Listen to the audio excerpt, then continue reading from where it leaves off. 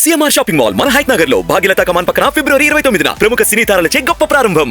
24 ఏంటి 80 నీ కులం కోరుకుంటున్నట్టుగా నీ శ్రేయస్సు కోరేటువంటి హరిరామ జోగి గారు నువ్వు బేరాలు మాట్లాడి రాజీలు మాట్లాడి బుజ్జగించి నేను మీ ఇంటికి వస్తానని చెప్పని మనుషులు పంపించినటువంటి ముద్రగడ పద్మనాభం గారు కోరుకున్నటువంటి 80 కూడా పురాణాల్లో ఉంటుంది.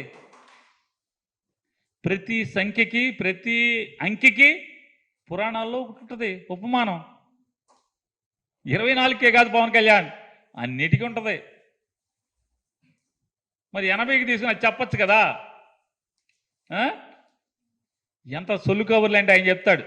పవన్ అంటే కన్నీళ్లు తుడుస్తాడంట, పవన్ అంటే రాఖీ కడతాడంట, పవన్ అంటే రాఖీ అంట. ఆయనే ఈ రాష్ట్రానికి భవిష్యత్ అంట.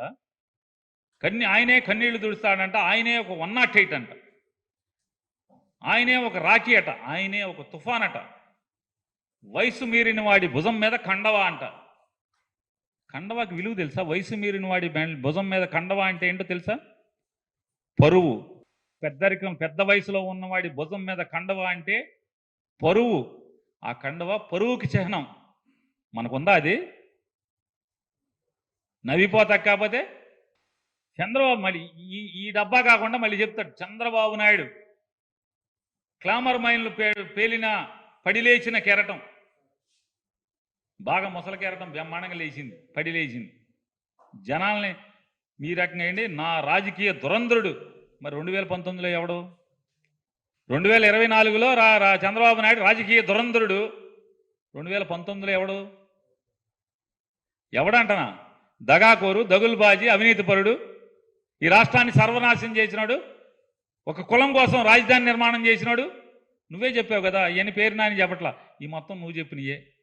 ఇవన్నీ చంద్రబాబు నాయుడు స్క్రిప్ట్తో ఎవడో జబర్దస్త్ రైటర్లో లేకపోతే సినిమా రైటర్లో కవులో రాసిచ్చినటువంటి ఈ రాతలన్నీ డైలాగుల్ని వల్లివేసి ఇక్కడ చెప్తూ నువ్వు 24 తీసుకున్నా ఎన్ని తీసుకున్నా పవన్ కళ్యాణ్ నువ్వు చంద్రబాబు నాయుడు పల్లకి మోయటం లేదా భుజం మోయటం, మెళ్ళ మీదకి ఎత్తుకునేటువంటి కార్యక్రమం నేను ఎత్తుకున్నాను కాబట్టి నా కోసం కష్టపడుతున్న ప్రతివాడిని ఎత్తుకోమంటున్నావు. ఇవాళ మిమ్మల్ని ఒకటే ఆయన అడుగుతున్నా, మీ తల్లిగారిని అవమానించారని చెప్పావు.